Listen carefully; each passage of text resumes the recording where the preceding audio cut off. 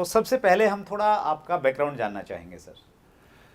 Sir background अगर मैं बात करूं तो मेरा जन्म एक्चुअली एक बहुत गरीब परिवार में हुआ था। मैं आपको बताऊं तो एक फ़ोटो है जो मैंने आपके पास भेजा, आप उसको देख सकते हैं। उस फोटो में आप देखेंगे कि एक कच्चा सा घर इनफैक्ट, और उस घर की भी बताऊं तो मैं जिस कमरे में रहता था उसमें हम 4 लोग रहा करते थे, और उसका साइज़ करीब 10 बाई 10 का था। और मुझे ध्यान है कि जब बरसात होती थी छत पर से ना एक छेद था, उसमें पानी आता था, हम लोग भगोना रख के पानी उसके अंदर भरते थे सो दैट बाकी लोगों को डिस्टर्बेंस ना हो। और पता नहीं आप जानते नहीं जानते, आजकल फिर से शुरू हो गया, क्योंकि पहले तो बीच में पॉलीथीन का समय आ गया था।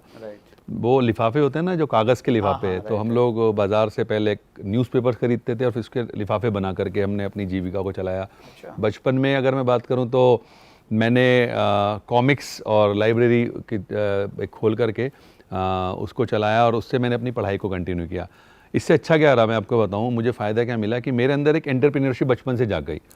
मुझे समझ में आ गया कि मुझे कुछ ना कुछ अपने बूते पर करना है, और बड़ों का आशीर्वाद ऑब्वियसली बात है, मैं हमेशा मानता हूँ वो सबके लिए बहुत इंपॉर्टेंट है, वो मेरे साथ रहा हमेशा।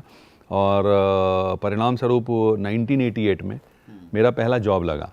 अच्छा सर। मैं अपनी पढ़ाई करता रहा, पढ़ाई करने का सोर्स मैंने आपको बताया क्या रहा, और मैंने पढ़ाई करने के इनफैक्ट 1988 में मेरा इधर ग्रेजुएशन कंप्लीट हुआ, और ऊपर वाले के आशीर्वाद से मुझे जॉब मिला CRPF में। 1988 में मैंने ज्वाइन किया। ज्वाइन करने के बाद मैंने 2.5-3 साल तक काम तो किया, लेकिन वत्सा पता नहीं क्यों, या तो ऊपर वाला कुछ मेरे लिए चाह रहा था या मेरे अंदर से कोई भावना उत्पन्न सी नहीं हो रही थी, तो 1991 में मैंने उस जॉब को छोड़ दिया। CRPF को मैंने क्विट किया। Then I came back home, घर आकर के। और मैं आपको बताऊं, मेरे फादर साहब वो आज इनफैक्ट इस दुनिया में नहीं है, लेकिन मैं उनका हमेशा इस बात के लिए शुक्रिया अदा करता हूं, उन्होंने हमेशा मेरे डिसीजन को सपोर्ट किया। कभी भी उन्होंने कभी ऐसा नहीं, जनरली मैं जानता हूं पेरेंट्स बच्चों को सपोर्ट नहीं देते, लेकिन उनकी तरफ से मुझे बड़ा सपोर्ट मिला। और उन्होंने जब मैंने आकर के बताया, क्योंकि उन दिनों आप जानते हैं मोबाइल्स होते नहीं थे, और ऐसा भी नहीं कि हमारे घर पे कोई इवन डॉट फ़ोन था, तो मैंने आकर के उन्हें बताया कि डैडी मैंने जॉब छोड़ दिया है। तो उन्होंने कहा अगर तूने छोड़ा है तो कुछ अच्छा ही करने के लिए छोड़ा होगा, वरना होता है कि पेरेंट्स या तो कहते कि बेवकूफ़ी किया है, कुछ किया है। देन फाइनली हाँ, मैं घर पे आके पढ़ा। पढ़ने के बाद 92 में मेरे को Delhi police sub inspector special cell मिला। अच्छा। 93 में एक्चुअली अगर मैं बात करूँ 92 में वो जॉब मुझे मिला, पर वो भी मुझे पुलिस का जॉब और सब चीज़ें थी। इधर मेरी अचानक मदर को प्रॉब्लम हो गई, उन्हें हार्ट प्रॉब्लम शुरू हो गई। तो मैंने एक बात दिमाग में डाली कि माँ दूसरी नहीं आ सकती, जॉब दूसरा आ सकता है। तो मैंने उस जॉब को फिर ज्वाइन नहीं किया एक्चुअली। अच्छा, दिल्ली पुलिस को मैंने ज्वाइन किया, सब इंस्पेक्टर स्पेशल सेल। मेरे दोस्तों ने मुझे बहुत कन्विंस किया, लेकिन मैंने कहा नहीं यार, माँ की तबीयत के आगे मैं अभी नहीं ज्वाइन करूँगा।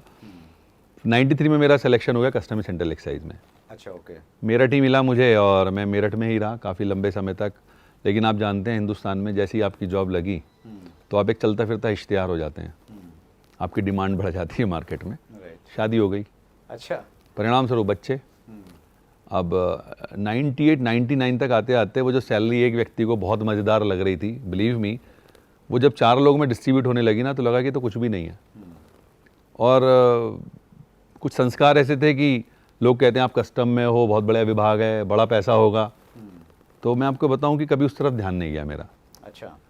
और आप समझ सकते हैं अगर उस तरफ ध्यान नहीं जाएगा तो अल्टीमेटली आपको फिर जेब से परेशानी होगी। तो मैं किसी चीज़ की तलाश में था, पर मेरे पास कोई संसाधन नहीं थे, रिसोर्सेज ऐसे नहीं थे कि मैं सोचूं मैं कोई काम कर लूं, कोई नौकरी कर लूं, कोई बिजनेस शुरू कर दूं।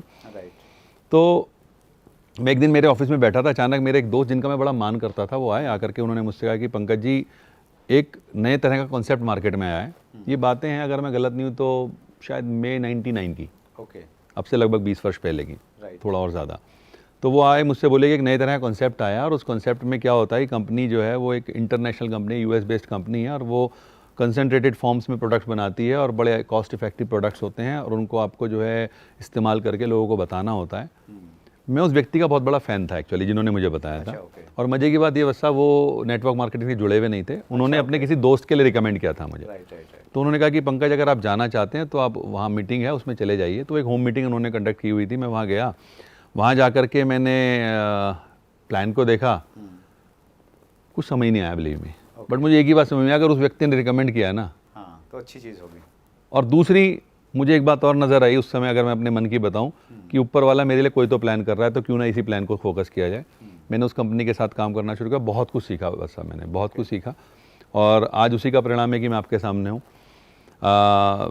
धीरे धीरे मैंने बिज़नेस को बिल्ड करना शुरू किया, और फिर 2004 में मैं एक और कंपनी के साथ एसोसिएट हुआ। एक्चुअली 99 में मैं उस कंपनी के साथ जुड़ा था। वहाँ के बाद फिर मैंने 2002 तक उस कंपनी के साथ काम करने का, 2002 में उसको छोड़ा और 2004 में मैं एक और इंटरनेशनल कंपनी के साथ शुरू हुआ और तब से लेकर अभी तक ये सिलसिला चालू है। आज अगर मैं बात करूं, मुझे बड़ा फ़ख्र होता है कि एक ऐसा जॉब जिसमें सरकार मुझे 10 लाख रुपए सालाना देती थी। अच्छा, क्या पोस्ट थी आप? मैं सर इंस्पेक्टर था कस्टम सेंट्रल एक्साइज में। तो जो बड़ी बात है सर, मैं आपको बताऊं कि नेटवर्क मार्केटिंग के प्रति मेरा विश्वास और जो मैंने सीखा उसके आधार पर वर्ष 2017 में मैंने एक निर्णय लिया। मुझसे बहुत सारे लोग समय समय पूछते रहते हैं, आज भी पूछते हैं। पहले उस समय तो लोगों को बड़ा अजीब सा अचंभा हुआ था कि एक इतनी बड़ी पोस्ट, इतनी अच्छी सैलरी, जहाँ मुझे 10 लाख रुपए करीब सालाना सैलरी मिला करती थी। मैंने उस जॉब को क्विट किया और आज मैं एक रिटायर्ड लाइफ जी रहा हूँ and this is all because of direct selling. Okay, तो एक ऐसा प्लेटफॉर्म है जहाँ पर आप अपने आप को बहुत ऊंचाइयों पर ले जा सकते हैं। That's great, wonderful sir. आपकी जो स्टोरी का ये वाला जो पार्ट है कि आपने 3 जॉब किए, 2 किए, एक का ऑफर था अच्छी पोस्ट। अगर आपने अभी तक chat with Surendra Vats channel को सब्सक्राइब नहीं किया है तो अभी सब्सक्राइब करें और बेल आइकन दबाना ना भूलें, जिससे आपको आने वाली सभी वीडियोस की अपडेट सबसे पहले मिले और हमारी किसी वीडियो को मिस ना करें। वीडियो को ज्यादा से ज्यादा शेयर और लाइक करके अपना प्यार जरूर दें।